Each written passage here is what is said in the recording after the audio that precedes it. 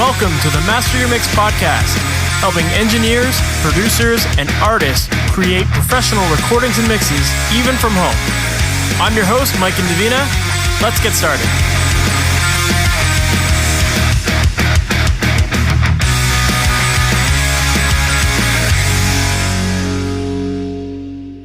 Hey, welcome to the Master Mix podcast. My name is Mike and Davina, and thanks so much for hanging out with me today. Today, my guest is Vance Powell. And if you're not familiar with him, Vance is a 6-time Grammy-winning record producer, engineer, and mixer. He's worked with artists like Phish, Chris Stapleton, Jack White, Tyler Bryant and The Shakedown, the Raconteurs, The Dead Weather, The White Stripes, Arctic Monkeys, Wolfmother. He has worked on so many amazing sounding records. And in this interview today, we get into the topic of making records that have character. And when you listen to Vance's tracks, he has this really cool vibe to his songs. There's always cool ambience, there's some cool saturation, there's a lot of character to his tracks. And in this interview, we get into a lot of his process and what goes into making these records sound the way that they do. So I think you're going to find this interview very interesting. Vance goes into a lot of detail about the exact pieces of equipment that he likes to use and exactly how he dials in his settings. So I think you're going to find this very fascinating. So without further ado, let's just jump right into my interview with him. Vance Powell, thank you so much for being on the Master Mix podcast. How are you today? I'm good. Awesome. For people who might not know about you, which I can't believe because you've worked on so many awesome records, but for people who might not know your story, how you got into music, how you got into production and engineering and all this fun stuff that you're working on these days, can you give us that background? I can give you a little of it. To be honest with you, I have gone over this so many times. There's tons of backstory for me on the internet. You know, I'm a kid from a small town in Missouri, Joplin, Missouri. I was a nerd. I went to electronics school in high school, then went to computer programming. I had a cool stereo. A friend of mine was a guitar player. He started playing in a band. I started going and hanging out with them. Live sound, and then basically from there, it's kind of off to the races. That would have been about 1985, I guess, something along in there. I graduated in 83, so I graduated in 82. So, you know, for the first couple of years, we did a bunch of bands. I mixed local bands and had a PA and all that. And then I got my first studio gig in 86, early 86, I would say, 86, 85, somewhere in there. Part-time little studio in my hometown. I did that for a while. There's a lot of story I'm going to jump over because it's on the internet. You can find it. There's a Tape Op article a while back. It's super in-depth. I moved up to Springfield, Missouri, ostensibly to get out of my hometown, which is cool. You know, my hometown's 40,000 people. Springfield was like 250 with a college, much better music scene. And strangely, it was a little bit of a music hub because of a little bit of backstory. The Ozark Jamboree, or Ozark Jubilee, was a TV show that ran in the 50s and 60s. It was a huge country music show, actually bigger than the Grand Ole Opry, that was filmed in Springfield. So there was a lot of musicians and songwriters, Brenda Lee and a whole bunch of people, Cy Simon, a bunch of like important music industry figures basically came out of Springfield, Missouri. The only one that matters to me is Lou Whitney. Lou Whitney was a bass player, studio owner in Springfield that I wanted to work for his studio. And so I moved to Springfield. I worked at a shitty club for a year and then started working with Lou and touring with his band, the Skeletons. And we toured with Dave Alvin, did a bunch of stuff. And basically that crossed paths with people who got me to Nashville in a roundabout way by getting a job working for Tammy Wynette as a monitor engineer initially, and then moving up to production manager in front of house about 7 months later.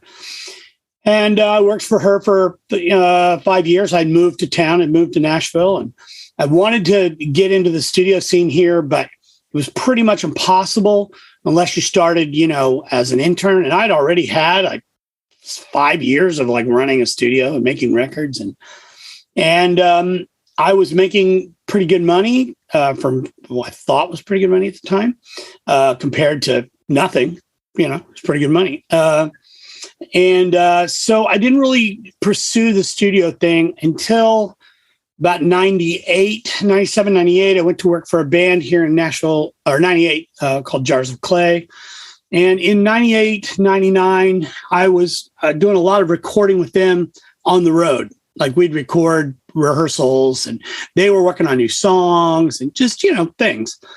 And then in 2001, they asked me to take a leave of absence. I was working for Clare Brothers, the big sound company there. Yeah. And they asked me to take a leave of absence to make a Christmas record. I'm making air quotes now, Christmas record. We worked on exactly one Christmas song. But we ended up recording about 60 songs. And they decided that they just wanted to produce the record themselves through a bunch of other issues. And so we did. And we ended up working on that record for about 10 and a half months. The last day of recording of that record was September 10th of 2001. So we ended that night, went home, and woke up to a new world. It's crazy. We were supposed to go to the studio the next morning and get all the gear, and it was like, yeah, we're just going to stay home. So I ended up, I did this record. It was called The 11th Hour. It ended up being my first Grammy winner. It was like a gold record, sold over 500,000 copies. Around that time I was working on that record, I had taken a leave of absence from MD Systems, Clare Brothers in Nashville. That's where I'd been working as a live sound guy. And John McBride was a good friend of mine, and he wanted to build a studio. And first it was going to be, on the over his tennis court.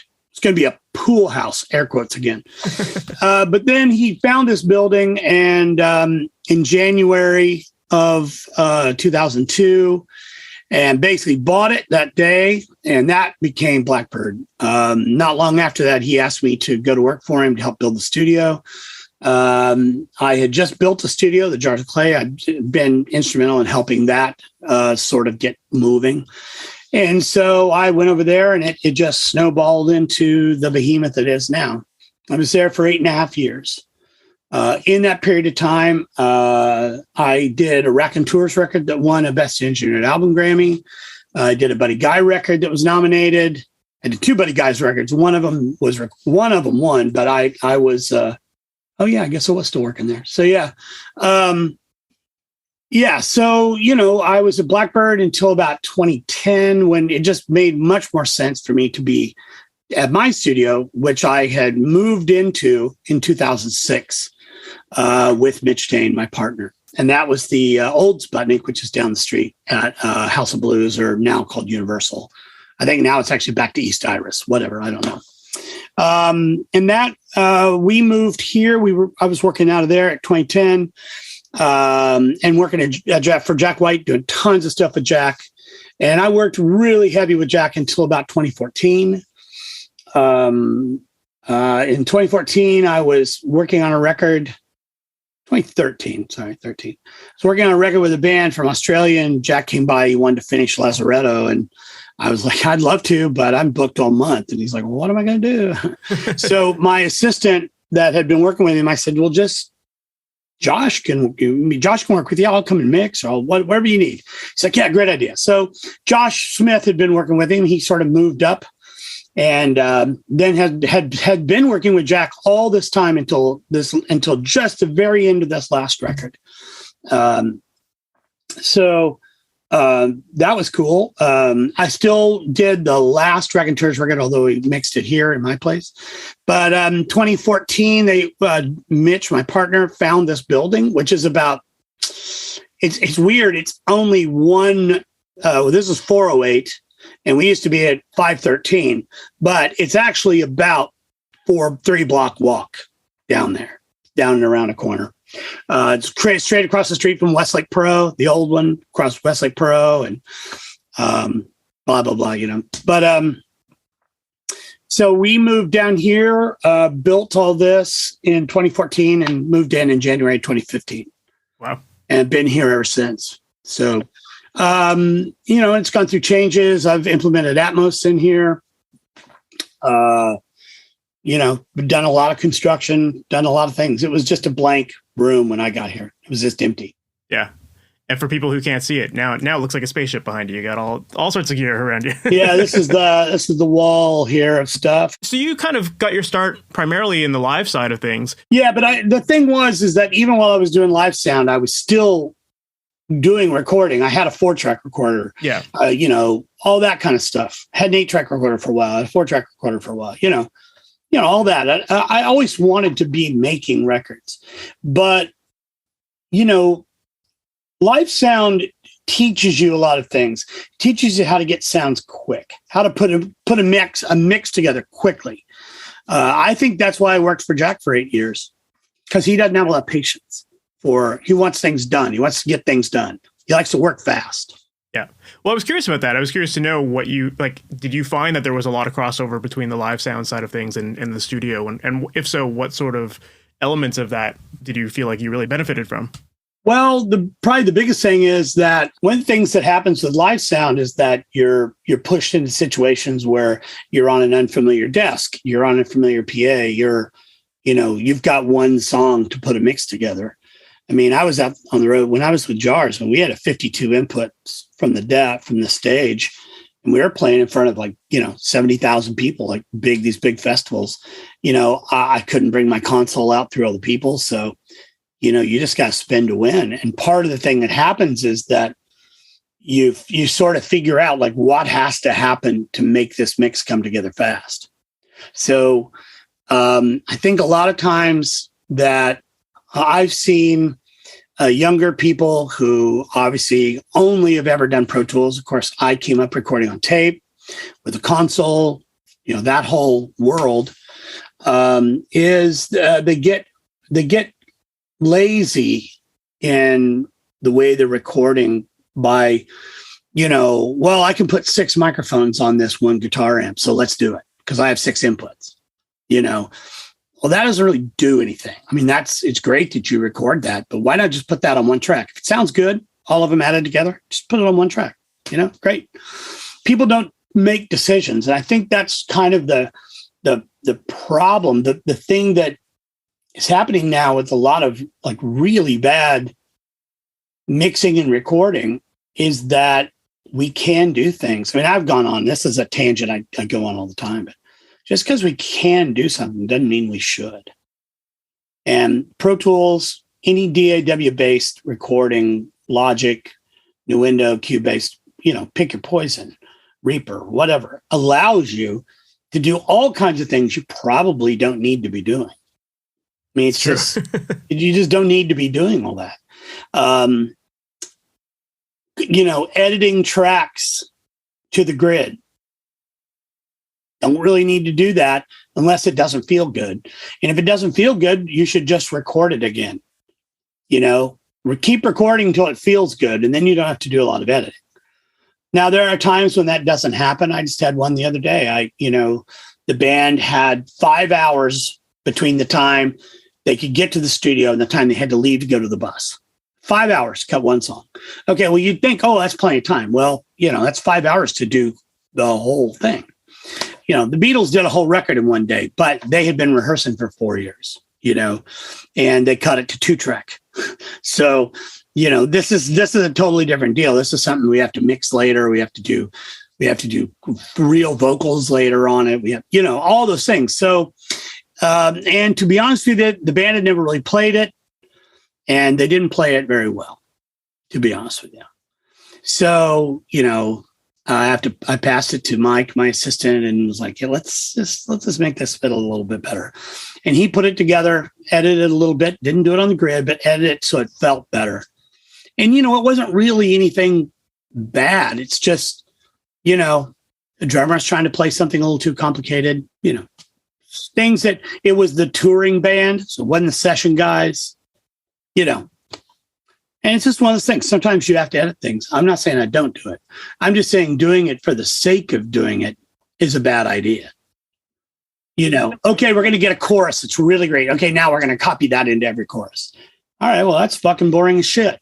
Yeah, there's definitely a level of preparation that goes along with it. Yeah. Yeah. I mean, the Beatles did it. Everybody did it. It's not that. It's just make sure it feels good first. Yeah.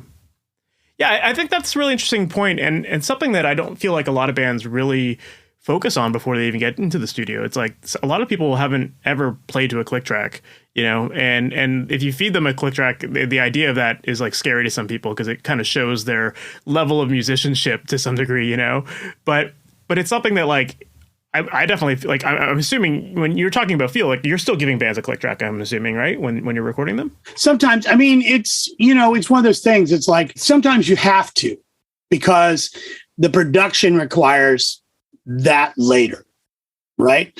Sometimes you have to because it's speeding up and slowing down inappropriately, right? Speeding up and slowing down is cool. I mean, if anything, man, you know, bands that push the chorus and pull back on the verse, and I mean, yeah, that's rock and roll there. That's fine. But you know, sometimes you have to.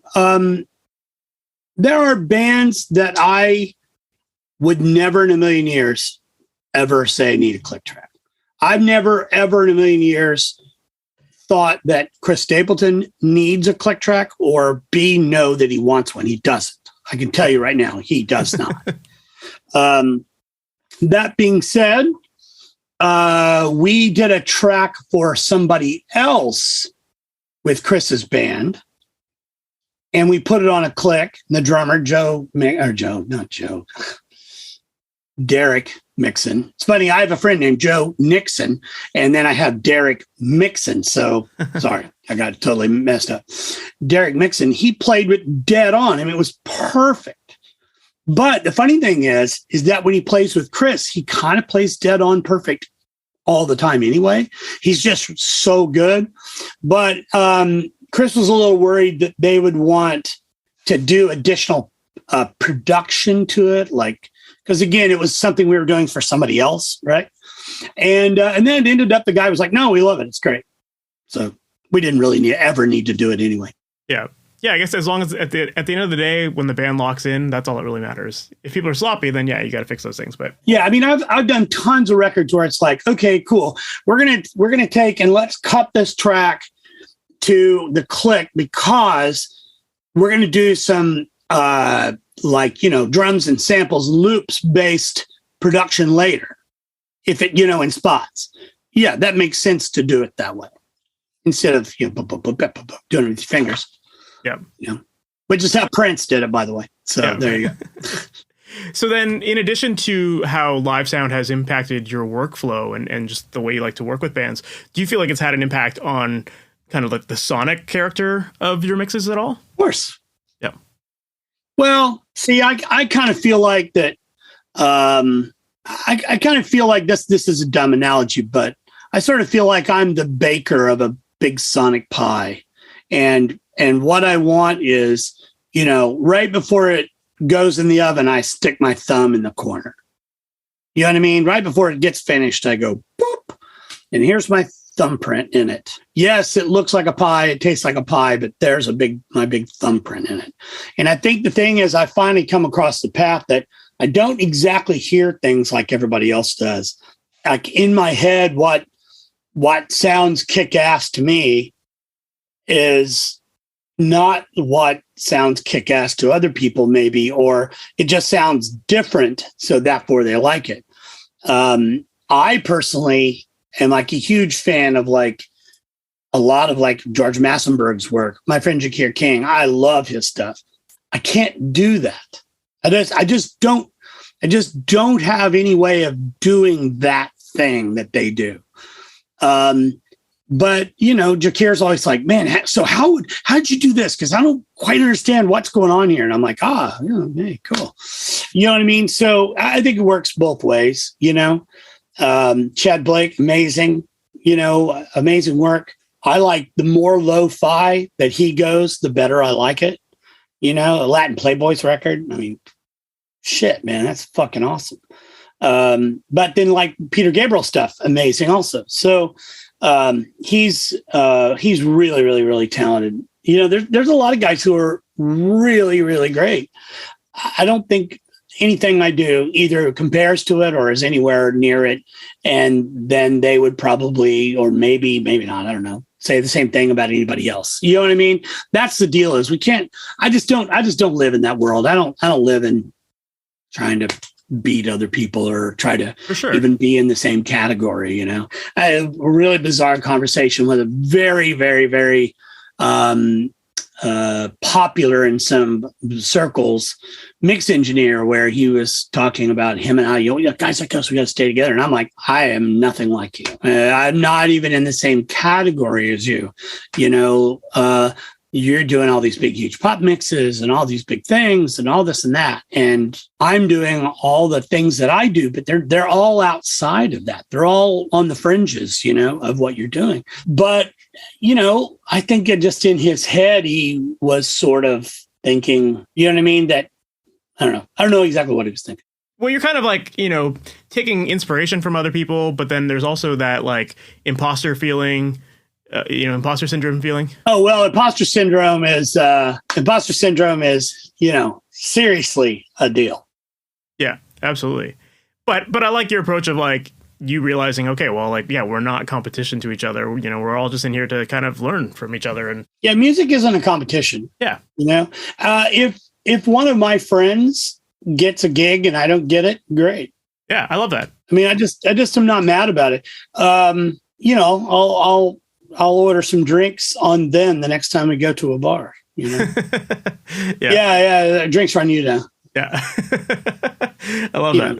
But by the same token, you know, I mean, imposter syndrome and professional jealousy are the things that, you know, sort of keep us working sometimes. Do you know what I mean by that? The thing that, you know, I want to win every gig. You know, first, a few things. First of all, I should tell you, I never, ever participate in any sort of mix shootout. Ever. I don't give a shit if it's the fucking Beatles. I'm not going to do it. Pardon my language. You know, maybe for the Beatles, but you know what I mean? I'm just not going to do it, period. I don't believe in mastering shootouts. I don't believe in any of that, because basically what you're doing is you're saying, okay, I'm going to just spread this out and I'm going to see what blooms. And then I'm going to pick the one that blooms and kill all the others. And that's just fucking terrible. It's a terrible way to work. I wasn't mastering or producing a record. I was mixing a record. And a friend of mine who's a mastering engineer in LA called me, and he had some questions about the mix. And I was like, first of all, why are you calling me about this mix? I'm mixing the record right now. Oh, well, they sent me the file that you gave them. I'm like, well, that's not the master, first of all. And secondly, what are they talking to you about? Oh, well, they're doing a mix shootout, a mastering shootout. And I was like, so the next day I came in, I go, what the fuck are you guys doing? Wait, why is this happening? Oh, well, we just thought we'd get ahead of the game. I'm like, first of all, don't ever do a mastering shootout or a mix shootout. You're asking people to work for free. You're asking people to try to beat other people, right? And so what's the end game? Is it the loudest file? Is it the most natural master? You know, if you didn't do any of that and you just sent it to somebody I suggest or somebody that you want to use and you got it back, you'd be like, wow, that's really great. You know, so giving a selection of options suddenly starts putting things in this is better than this. This is better than this. You know, better is the enemy of great, period. You know, I think it's supposed to be better is the enemy of good. But the reality is that better, air quotes, is the enemy of great. Because if you can't just say, that's great, I stand behind that, then why are we professionals? Now, I have had mastering come back to me that I didn't fucking understand. I just was like, okay, well, thanks, you know, but, you know, we're not going to, this is not going to work. You know what I mean? And I've had people say, okay, well, cool. And then, you know, we're done. Our business is over. I pay them for their time and we go to somebody else. I've also had people go, oh, well, I thought you wanted it so-and-so. I'm like, why? Did I tell you that? Well, it's you. And I thought you wanted it, you know, because no, I don't like, especially loudness, being loud. I don't give a shit. I don't care. I don't care if it's loud. It makes sense that if someone's hiring you, then, you have this creative vision for where the song should go. And you also have lots of relationships with people that you trust and that you know how they can add to your or enhance your work. And so, consulting with you about, who's the go-to person you would go to for this. And that to me seems like it would make sense, because then the whole vision gets carried all the way through, rather than trying to, like you said, create this competition and, shooting out all these people just to see like which one maybe sounds better. It kind of just loses the alignment of why they maybe came to you in the first place, right? Yeah. Well, yeah, exactly. I mean, I think that, I produced a record last year that when it went to mastering, when the engineer sent it back, I just was like, this sucks. It's fucking terrible. And, but the artist loved it. I just told him, well, look, here's the deal. Your name's in like big 24 font, point font, and mine's down here in the 8-6, tiny down here at the bottom. So that's what's more important. I don't, if you love it, great. Not how I would have done it, but if you love it, great. It's got your name on it. You live with it. Yep, absolutely. Well, I guess, at the end of the day, like, these people, like you said, they're the top of the food chain with this whole thing, and it's their vision, it's their project. So if they're at the end of the day, they're happy with it, then that's all that really matters, right? And they were the ones paying me to do it. So, I did my part. I put in my 2 cents everywhere, and everybody was cool with all of my 2 cents until it got to the end. And to be honest with you, I think that his choice for who mastered it was more based on relationship than quality. Quality was about job 4 on that. Relationship was more important. So, okay. Well, I'd love to shift gears and talk a little bit about your productions and the way you mix, because I think you just have so many cool characteristics when it comes to your mixes and the sonic characters that I love. And one thing that stands out to me when I listen to a lot of your mixes is the way you use delay. And you have this really cool way of adding of using delay to add a lot of vibe and character to your songs. And I'm curious to know, like, how you go about deciding when to use delay, what types to use delay, like what settings to use, that kind of thing. Like, what's your thought process behind implementing that kind of stuff? Well, I'm not a reverb. It's funny, I have more reverbs now than I've ever had, but I'm not really a lover of reverb. And part of, I think, my mix aesthetic has been so formulated in mixing like rock bands on small PAs and trying to like get the maximum amount of SPL and punch out of a small PA as possible. And one of the things that you kind of learn is the more reverb you add to things, the more it ends up just sort of eating up bandwidth, right? Part of my thing is I'm always trying to get the most direct, closest sounds. Reverb often makes sounds move back in the world. So I don't use a ton of reverb in things.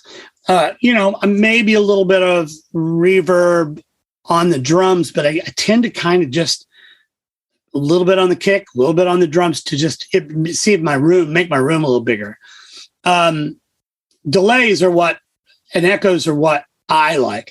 I love the sound. Again, let's go back to my live sound world. If you're in a really big arena, right, and there's 12,000 people there, and the drummer starts playing, if you're in front of house, you hear the back wall behind you. You hear that slap. That's part of the sound, the boom, that big boom, of the kick drum, boom, just part of the thing you hear. So I love that sort of sound in things. So I'm always sort of sliding some sort of delay, some sort of pre-echo in the reverb or some sort of time-based thing for the drums, but trying to keep the initial drum hit clean. You know what I'm saying? So there's always something a little behind it, because I will slide like let's say I pull a plate, like a really short plate on the snare drum or something. I'll slide it 30 or 40 milliseconds back. I'll fight it. I'll slide it so it's, that little flammy thing. The reverb actually is flamming a little bit. That creates some complications in the drums. I usually record this. I got this little weird Ampex mic, and I put it right like between the drummers, the snare drum and the kick drum, pointing his drummer's crotch or knee or something. I put it down in there, and I'll put that through a pedal. It's literally right there. It's right there and right there. Those two pedals and into my desk, and I put a little soft gate on it, so it just kind of closes a little bit, and that's going ta ta ta ta ta ta like an eighth notes thing, and I'll slide that in, so it's super distorted, all the top ends rolled off, crunchy down low on the kick drum. It's like sort of distorted with echo. It's the levee breaks thing. That's what it is, basically. And I'll slide that into the mix. And that's part of that sort of feel. But nothing is actually on the beat as such, except for the distortion part, which, of course, creates all kinds of harmonics and power and all those things. I really love slap echoes, tape echoes on vocals. I always have. It's always, I toured the last tour I did. I toured my entire audio outboard complement at the time with 6 distressors, a Summit, the stereo 2-channel, like LA2A thing. It's 2 channels. The Summit made. There's a lot of things. Claire had a lot of those.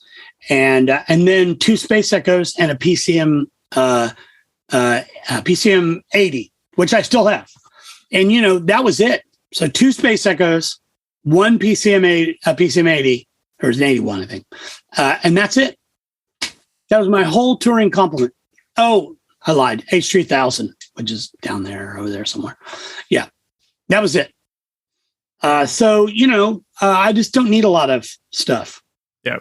So just to clarify, when you were talking about using that crotch mic, I guess you can call it. I know Sylvia Massey likes to call it the dick mic, but when you're using that mic there, you said you're running it through some distortion, and that is kind of that. Are you running that through distortion and a delay, or is the close mic the distorted track? Yes, distortion first, then the delay. Gotcha. It's an analog delay. Gotcha. And then are you distorting like the close mic as well, at all? Or well, it is a close mic. Yeah, fair. Yeah. But the one inside the kick button. Inside the kick, like, would you be? Oh, that? No. Okay. No, it's just that one channel, just one mic. Gotcha. Yeah, and it's interesting that you said that. The way you kind of described that live reflection of being at front of house.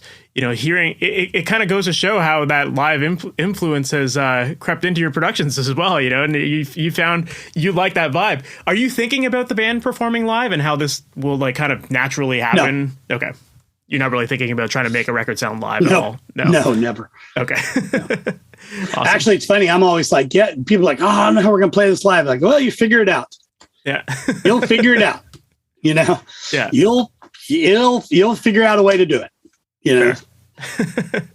He'll give you something to work on. Yeah. Well, speaking of distortion, another thing I think you do really well with your mixes is the way that you use saturation. And I think saturation is something that can drastically change the tone of an album, can give it a lot of character. What's your typical approach for deciding when you're going to use that as well? Well, to be honest with you, I never think about. First of all, I've never saturated a mix ever. I've never used any sort of. I have a Culture Vulture down there. Mm-hmm. It's right there. But, it's not turned on at the moment. I use it. I would use it as a flavor instead of as in other words, this would be the pop of the flavor of whatever it would be instead of being the salt and pepper. You know what I mean? The seasoning. It would be a, tangy thing. And I've never. First of all, I don't mix in the box ever. I mix on this SSL. So, there's distortion inherent in that. But as far as like saturation, like adding a saturation plugin or something like that, I never, ever, ever do that. Now, there are ways and there are things that I do that would maybe fall into what you're talking about. A lot of times I will get songs to mix, and either the room mics are too close or they just don't sound like anything, right? And if that's the case, I have a few things I'll do. One of them is there's a really, really great pedal by Stephen Massey called THC, right? I think that's what it's called. Total harmonic something. I don't know, THC, whatever, like weed, THC. Yep. And basically it's a rat pedal. And UA has one called Raw, exactly the same. The difference is that the Massey pedal has a blend. Now, this is really important. So I will take that pedal and I will put it on the room mics. I will maybe I give the knob all the way off. I will turn it maybe 1/8 of a turn on, or a little bit, till you start to really hear the clipping. Then I'll go a little bit higher. Then I'll take the filter and I'll roll the top end off. So now you've got this sort of dark, now because of its distortion, it's starting to compress the whole signal, right? And then I'll add a little more distortion until I get it to it's just at that point that I like. And then I'll move the mix back until the room now has this sort of crushy, pumpy thing that's happening with the compression, the distortion, and the uncompressed room mics. You know what I'm saying? Because I'm mixing the two together. Yeah, you're running it like parallel together, basically. Right. Then this is where the weird shit happens. Sometimes ahead of that distortion pedal, I will put a plugin, a delay plugin. And then I will run that full wet. Right? And I'll just slide the rooms back in time a bit. Gotcha. So now I'm moving my microphones, my fucked up microphones I've got going on. I will move them all back in the room. And you start to get that sort of feel of the pump of the low end away from the drums, away from the direct. So that's a little trick. That's very cool. I love that. Yeah, I love hearing stories about like ways that people manipulate sound. I do that 3 out of 15 songs. Wow, that's 3 out of 50, maybe 3 out of 25. Who knows? Yeah, that's cool. And it's interesting too because there definitely is a fine line between having just the right amount of saturation versus going too far. Well, the thing is, a lot of people are sort of. Part of the thing is for young people who have never recorded on tape or worked on a tape machine, the thing to know, the big, really important thing to know is tape machines weren't there to make distortion, period. They weren't there to create saturation, period. They weren't there to make things sound warm, period, or fuzzy, period. All of those things are complete bullshit. Tape machines were there to record the signal as clean and as pristine as they humanly designed them to be, as they were humanly designed to be. Now, the side effects of tape were that tape has only so much dynamic range. So if you hit the tape a little hard, what happened is the tape would saturate, which was distortion, but it would saturate in a very analog way that was very pleasing to our human self. All right? So using a tape machine wasn't this thing that like, oh God, we want this to be warm and fat and blah, blah, blah. No, you did all that ahead of time. You tuned the drums correctly. You put the right mics on. You used the console. You used compression. You used all those things. Then you put it on tape. And when you played it back, you went, wow, that sounds good. Because it's supposed to sound good. Just like if it goes to Pro Tools. It's supposed to sound good. Now, what people did is people manipulated the machines to get sounds that they weren't able to get with anything else at the time. And what they would do is they would underbias the snare drum track. Now, underbiasing the snare drum track means you've got elevated high end. That means you don't have to turn up so much high end, right? It would elevate that, and it would also slightly increase its point or decrease the point where it's saturated. So now the snare drum would go, and there's no compressors involved. Just crash. if you listen to Hall & Oates records or listen to like anything made in the 80s and 90s, you're going to hear that sound because that's what people did. Okay, so by the same token, people would record, like a perfect thing for me is when I record on tape, if I'm doing a 16 track, which I won't do 24, so just do 16, I put the room mics on 1 and 2, the kicks drum on 3, the snare drum on 4, toms on 5 and 6, and overheads on 7 and 8. Now, to be honest with you, that's really not true. On 16 track, I would just do a room mic, a single room mic. I put the bass on track 1, room mic on 2, kick on 3, snare on 4, and drums, overheads and toms, 5 and 6. I'd mix those together.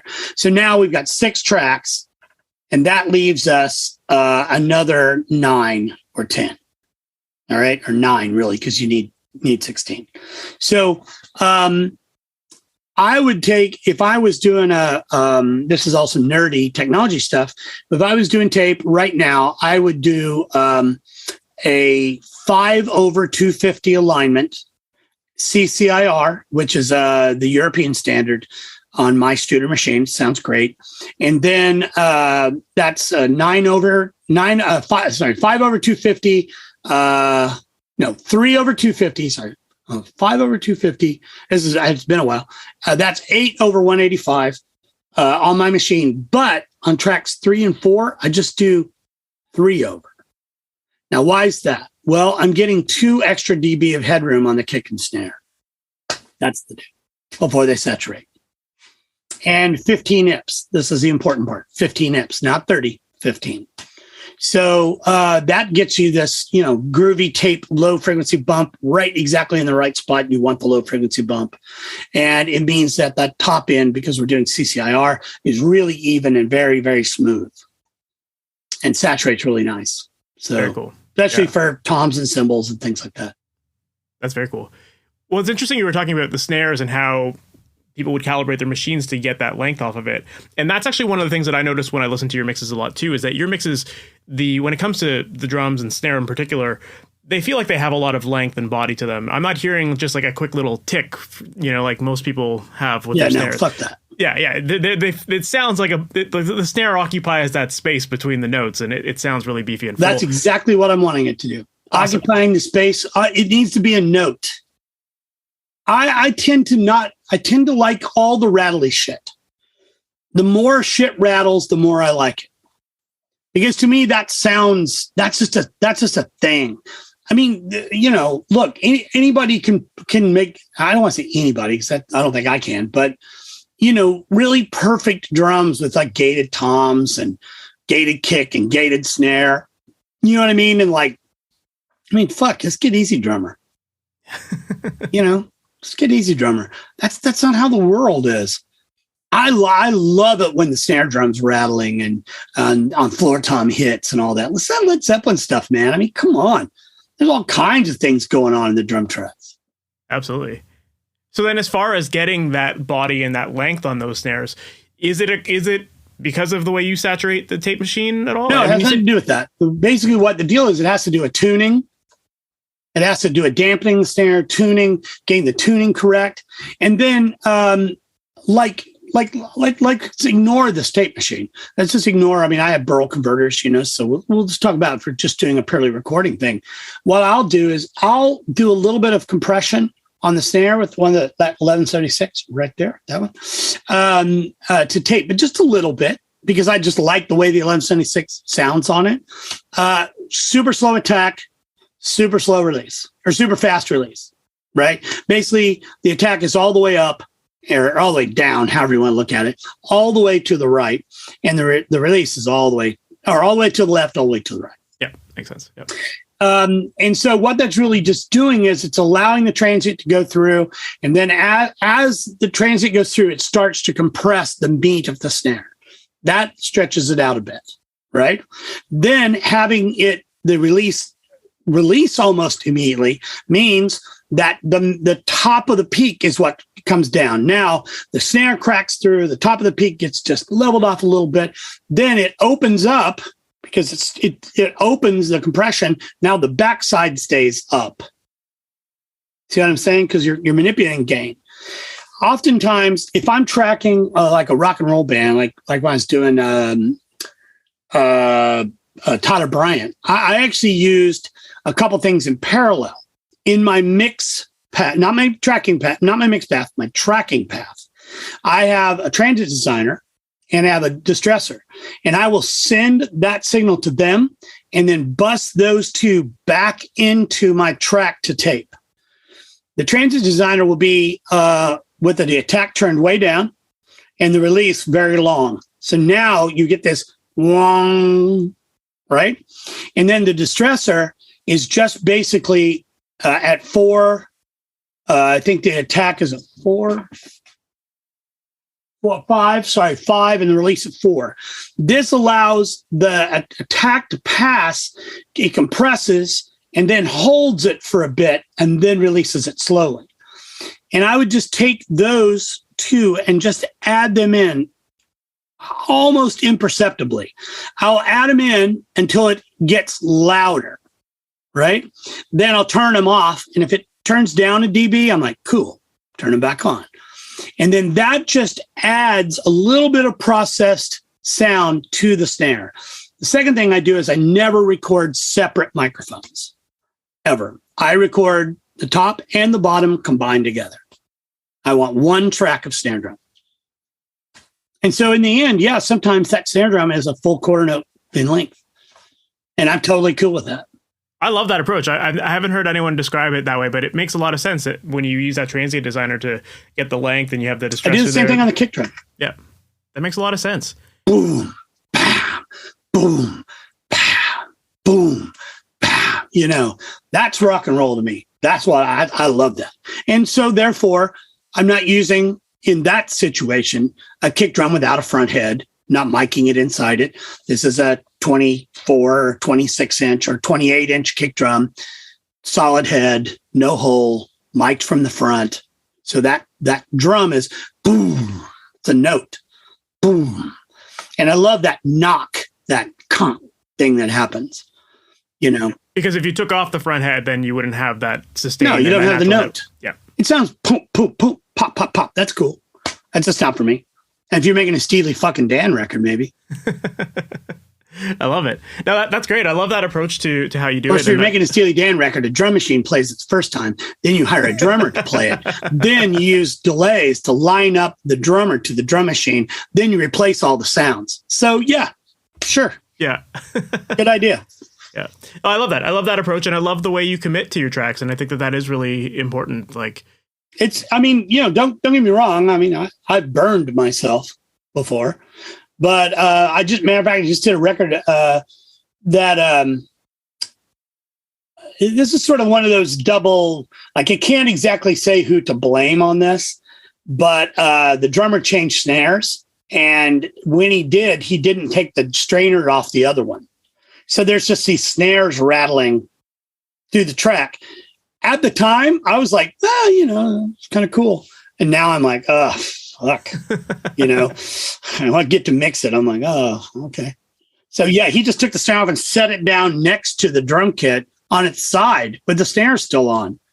Like, even though I have all these little pads you can set it on to kill him, he didn't do it. So it's kind of everywhere. Yeah, for sure. I mean, you know, here's the deal. Is someone going to listen to that and go, you know, I really want my money back. Okay, Apple, I don't like this song. I want my $1 back. You know what they say? Fuck you. You know. I mean, it's not like you can go down to Musicland and say, I hate this record. Here you go. True. Yeah, of course. Yeah. Well, you had mentioned another thing that makes your snares sound the way that they do is the tuning. And I was wondering if you can give us some insight into how you like to tune your drums and how you use the tuning to help you with that size as well. Well, I like them tuned to the key of the song. You know, so the snare should be the root. And toms, you know, should be the 5 and the 3 or whatever, you know, whatever it is. You know, boom, boom, boom. You know, boom, boom, boom, boom, up, down. You know, root, 5, 3, whatever. Gotcha. A lot of drummers don't get that. Some of them can't do it. You know, I like drums tuned higher like toms, floor tom, higher than most people would think. I know people who are just like, yeah, I like them really low, like tubs. And I'm like, okay, cool. Sounds awesome. Boom, pat, tud, boom, pat, tud. Like, okay, well, that's a sound. And then the floor tom's like, poof, poof, poof. Okay, great. Well, sounds cool through a PA. It's not going to sound very cool in my headphones or at my, my speakers. It's going to kind of go poof. So then if I'm mixing, I will find a drum and I'll tune it. I'll find one that's tuned to the key of the song and I'll just, augment it. Gotcha. With something that goes boom instead of tuh. So then when you're tuning, because you said you like to tune it to the key of the song, do you ever use like those tune bots or anything like that? Or is it okay? No, A, bang, A, bang, A, bang. You know what I mean? Like, get it close. Just get it close. Fair. Yeah. A lot of people don't even think about that. It's true. Yeah. I mean, drums are one of those weird things where, like, it's not like, you typically carry around a tuner to tune your drums, right? So you just have to at least have an idea of kind of how it is in relation to the song, for sure. Mm-hmm. Yeah, I mean, sometimes it being out of tune is cool. You know what I mean? Like sometimes I'll be like, okay, cool. It just needs to be a little sharper, like let's make it a little sharp. Bang, bang, bang, bang, bang, bang. It's like a little sharper. And then it sounds adds some tension and that's cool. But most of the time it's just ding, ding, ding, ding, ding, bang, bang, bang, bang. Try to get them as close as possible. And, take the snares off and then try to tune it so that it doesn't have like wacky-do overtones, all that stuff. Every now and then there's a guy here at he works at Blackbird named Paul Simmons. And I'll just hire Paul to come over and like, hey, can you get these, get all these drums tuned up because it's sort of close, to something. Yeah. And then when they're close, then you kind of have an idea of where they're going and all that. For sure. Yeah, it's good to have a good tech that you can call on whenever you need it. Yeah. Yep. Well, another area of your drums that I really love the sound of on a lot of your records, like when I listen to records like the Clutch record that you did and Chris Stapleton, when I listen to those, you have a lot of like cool ambience in the way you treat your drums.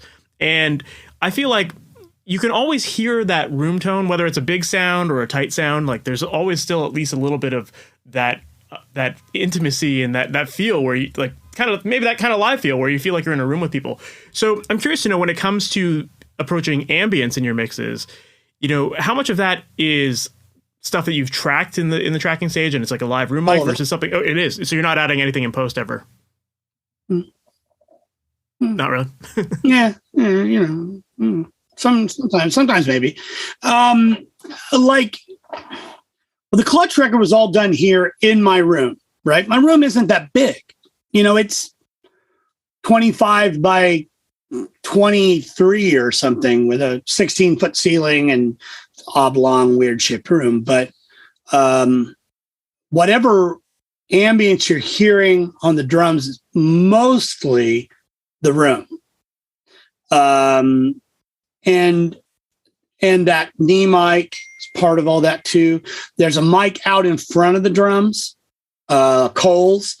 Like if you're sitting behind the kit and if you could see through the rack tom, right, onto the floor in front of the kick, right? It's like 2.5 feet in front of the kick and then maybe 2.5 to 3 feet over to the hi-hat side. Gotcha. There's a mic I call front, and that's part of it. And that's that sort of honestly, it's just that distance thing that happens with the kick drum. That sort of that hit that's a little farther away. And it kind of gets to the bottom of the toms, it gets to the bottom of the snare a little bit. It just kind of gets a bunch of stuff that's over there that I don't really have I have a bottom snare mic, but I don't have a bottom tom mic, so kind of gets a little body there. You got to futz with the phase a little bit to get all that to work. But, or I should say the polarity. Usually that's it. That doesn't mean that I haven't added a Reverb or something. I really like this thing. It's off at the moment because it makes a bunch of noise. It's the fan is noisy. And this is a DN780. So it's an old Clark Technique from 1985 Reverb. First studio I worked at in Joplin. That's the only reverb they had. And so I have a pair of them. I may have 3 of them. One of them works, and but the fan is loud, so I leave it off. But it's awesome for that, like, kind of 80s AMS snare reverb thing, you know. And it's got a patch called Live, which is literally like in the air tonight in a box. You know, it really is. Or really, I should say it's Intruder in a box, more so than in the air tonight. It's like, if you know that Peter Gabriel track, Intruder, that's where the gated drums came from. You know, everybody says Phil Collins invented it. No, Phil Collins didn't invent it. Phil Collins played it on Intruder, which is a Peter Gabriel record. Fair. Yep. So that's cool. So you're just really kind of just as far as getting your ambience and your room tone with your drums, it's more just a matter of getting creative with the positioning of the microphones. And it's just part of my thing. Again, it's just part of my thing. It's like, it's part of the thing that I want to hear. What I want to hear is what I need it to be. So I just turn knobs until it works. Sometimes, like, I have this little loop, that is it's a rat pedal. It's over there. It's a rat pedal and an old Roland or a Boss DM100. All right. Now, those two things combined together create an ambience that is not exactly, I'm not able to do it in the box. Right. That thing I did earlier, I was talking about with the room sound and the rat pedal and all that. That's kind of it, but kind of not. This does its own thing, right? It's a rat pedal, like an original Proco rat pedal. Doesn't have to be anything special. The one they sell now would work. And a DM100, not easy to get, kind of expensive these days. Roland or Boss DM100 is a Bucket Brigade delay. It's kind of terrible sounding and awesome, right? It's in a weird box. It's about yay big, 8 inches wide and 3 inches high. It doesn't really fit in a rack. It was meant to go on top of your guitar amp, I think is what it was meant for. I use that on the snare drum quite a bit to provide an ambience that I can only describe as being cool, and I don't understand it. It's like the one thing, it's like the one thing I use that people all the time are going, I don't know what's going on in there. What's happening? And I show it to them. They're like, oh, I wouldn't have expected that.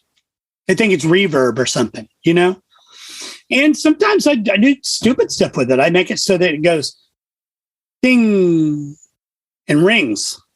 So it spins, so sometimes it's doing even weirder stuff. And it may be in the mix 20%, 30%, but it's so important to me that it actually gets a fader on my desk. Nice. All this shit, not all of it can get a fader. Not an automated fader. That one gets an automated fader because they use it quite a bit. Sometimes you use it on vocals, sometimes you use it on bass. Sometimes it's cool when the bass is going you know what I mean? And the drummer played that. You know what I mean? Sometimes that's cool. So, just things like that. I think the thing for me in delays over reverbs is that I like things to be a little complicated. Like I like when things are kind of it's hard to see if you don't see the video, but I like it when the mix sort of shakes a bit. You know what I mean? Like there's a wiggle in it that you can't exactly get your head around. And not like the whole mix, but just, it's just more complicated than what people played. Yeah, there's a bit of a bounce in between the notes kind of thing. Yeah, there's not that there's no space in it, but there's something going on. I have a pair of PCM 42s right here. I use them at like Like right now, they're at 119 and 112. All right. 119 and 112. I have the ×2 on, so they're half quality, right? And then I have it set so that the envelope modulates them. I use that on my lead vocal all the time to make the lead vocal spread out. But they're modulating. I mean, they're bending. The time is bending. They're just bending with the envelope. And because they're at different times, they're bending different widths. So one's on the left side, one's on the right. And it's like PSP makes a PCM42 plugin, by the way, that will do exactly what I'm doing with those. And I'm not saying that I've never not used those. I have used the PSPs quite a bit. It just requires you use 2 of them. Yeah. Two plugins. For sure. Going back to the room mics that you're using, are you ever doing any, are you adding compression to those at all? Or Sure. Okay. Sure. I'm actually adding a limiter, EMI limiter. That's just so that it creates a consistency throughout the whole track? It just creates that cool pumpy thing, Very cool. That little pumpy deal. And, the second you turn that thing on, suddenly the cymbals are too loud. So you have to EQ that out. And, you got to futz with it a little bit to get it to work. My room doesn't do the thing that East-West does. If you go in East-West, you can put up a pair of mics in there and it just immediately sounds like awesome room, right? Well, because it is an awesome room and it's big. It's a pretty big site. And I'm not saying the big room at East West. I'm saying Studio 2, right? Which is amazing for drums. It's kind of narrow and long, so it's not so deep, but it's wide. Pair of M50s in there. It's just unbelievable how good it is. Same thing with Blackbird in Studio D. Blackbird's kind of that way. My room isn't that big. It's a very complicated room because of the acoustic treatment on the wall. I've got these curtains in there. Opening the curtains makes one sound, closing them, makes another sound. There's gobos in there. There's B3, there's piano, there's drums. There's all this stuff in there. So there's not this real clear room sound. What there is a very complex, complicated, diffuse sound. Very, not diffuse. I would say very diffused sound. Gotcha. So then for people who are listening to this that might be working in smaller rooms or maybe, even a basement or a home studio, that kind of thing, what advice would you give them for kind of getting the most out of a small room? Own a good reverb. No. The thing is you just got to make the room. You just got to make sure that the standing waves in the room are broken up with something. I'll tell you what works really well. Bookcases and books. Those work really well. Curtains, blankets, theater curtain, if you can find a velvet theater curtain, things like that. The reality is that the smaller, depending on, if you're in a basement, a friend of mine has a studio in his basement, by the way, here in town, about a mile from me. And the ceiling is really low. I mean, the ceiling is standing up, it's maybe a foot above me. But the way he's got his drums set up, he just made the most of it. He hung his overhead mics off the rafters above him. He insulated some of the rafters and some of the others he left alone. He's got a concrete floor and he's got this stairway that goes up, and the stairway is awesome sounding. So when he's cutting drums, he just has a mic bolted to the ceiling in his stairwell. He's got this mono mic in his stairwell. It sounds great. Now, it only goes up one floor, but it doesn't matter because there's a whole stairwell there. And it's at the other end of where his drums are. And it sounds great. The only problem really is that it sounds like that room. And so at first it sounded like a concrete basement, which is what it is. A few carpets in there, it got a little bit better, but then too dead.